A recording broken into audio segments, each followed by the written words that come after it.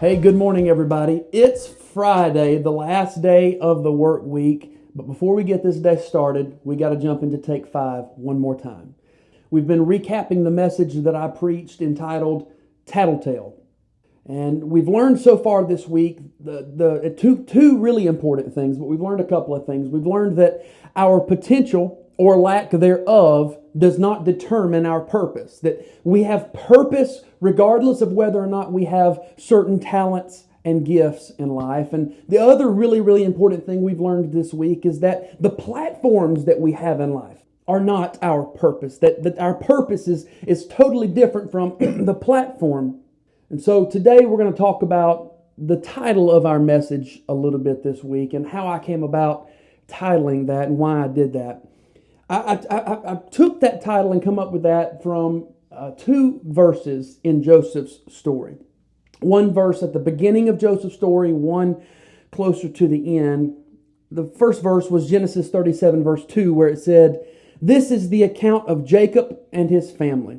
When Joseph was 17 years old, he often tended his father's flocks.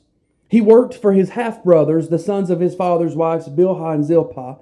But Joseph reported to his father some of the bad things his brothers were doing." Joseph was coming back to his father and reporting some of the bad things his brothers were doing. I realized when I saw that Joseph was a tattletale. And maybe his brothers needed it. Maybe they were doing some things that warranted it. I mean, the Bible doesn't say exactly what he was going back and tattling on them about.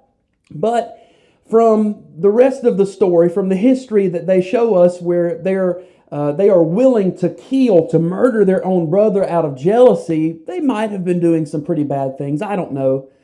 Nonetheless, Joseph, the youngest of the group, the last born to his father, was reporting on his brothers. He was tattletaling on his brothers. Now, that word tattletale, we all know what it means. But I looked it up just to get some clarity on it, just to see if I could make a point out of it. And the definition of the word tattletale or tattle is to share information about someone else that others don't know. It's to share information about someone else that others don't know. And that's what Joseph was doing. He was getting information about things that his brothers were doing, and he was going back and sharing that information with his father, who didn't know exactly everything that his brothers were doing while they were shepherding the sheep there. So Joseph was a tattletale in every sense. But then the next couple of verses tell us about Joseph's dreams. And the thing that I have always done, and I think everybody does, is we relate the Joseph's dreams, those dreams that God gave him about being in leadership one day and his family bowing to him. We relate those dreams to his purpose. But I hope you have learned this week and you understand that those dreams was really just dreams, glimpses of the platforms that God was going to give Joseph in his life. It really wasn't his purpose. You see, I think Joseph's purpose was to be a tattletale. Actually, I think everybody's purpose, anybody that's watching this and my purpose, every person in the world that is born again and is a believer, I believe our God-given purpose in life is to be a tattletale. I believe our God-given purpose in life is to share information about someone, God, to others who don't know that information. And we see that in Joseph's life.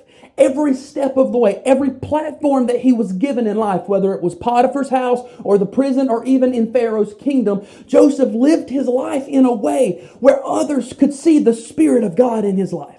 The Bible said that explicitly. It said through his work and through his life and through his actions and through his speech that Potiphar saw that the Spirit of God was with Joseph. The same thing in the prison. The Bible said that through his work and through his actions and through his speech and through the way that he lived his life, that the warden realized that the Spirit of God was with him. And then the same thing happened with Pharaoh. Pharaoh realized through Joseph's work and through his speech and through his life and through his integrity and character that the Spirit of God was with Joseph. And eventually, Pharaoh promoted him all the way up to second in command over the entire kingdom of Israel because Pharaoh recognized that the Spirit of God was with Joseph. I wonder today, do the people in your life recognize that the Spirit of God is with you? Do you live your life in a way where people can see that God lives inside of you? You see, that's our purpose. That's the thing that we are all born to do. It's to live our lives in a way where everybody can see that the Spirit of God is in us and that He is great and He is powerful and He is awesome. That's our job in life, is to represent God in everything we do.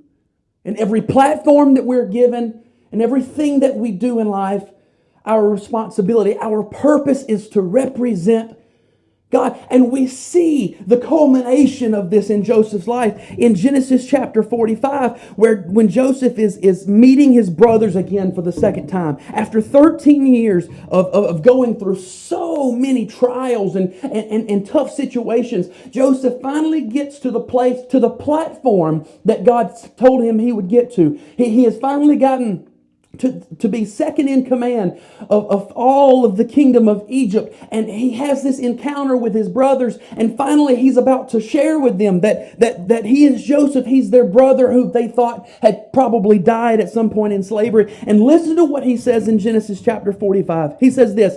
He says, "Look, come close to me and see that I am Joseph, your brother, whom you sold into slavery." Pause for a second. At this point, I think that Joseph had every right in the world to go into blaming them for everything he had been through. To tell them that they were the reason he was sold into slavery, and they were the reason he ended up in prison, and they were the reason for the 13 years of tough situations that he had to endure. But this is what he says instead. Instead of tattle-tailing on his brothers like he did 13 years ago when he was just 17, this is what Joseph says instead. He says, "Look, I'm Joseph, your brother, whom you sold into slavery in Egypt. But do not be upset and do not be angry with yourselves for selling me to this place." Don't be upset, don't be angry, for it was God who sent me here ahead of you to preserve your lives. It was God. See, Joseph had finally realized something. Through all of the years of tough circumstances and trials, he had finally realized that no matter what platform he had been given in life, great or small, whether he found himself in the prison or he found himself in Pharaoh's palace, whether he found himself in the pit or he found himself at the top of Potiphar's estate, no matter what platform he had found himself, Joseph realized that his purpose was to represent God in everything he did. And right here, when he meets his brothers at the culmination, at the climax, at the peak of his story, and in the plot of this story, Joseph says, "It's not your fault that I'm here. Even though you sold me into slavery to begin with, to get this process started, it's not your fault that I'm here.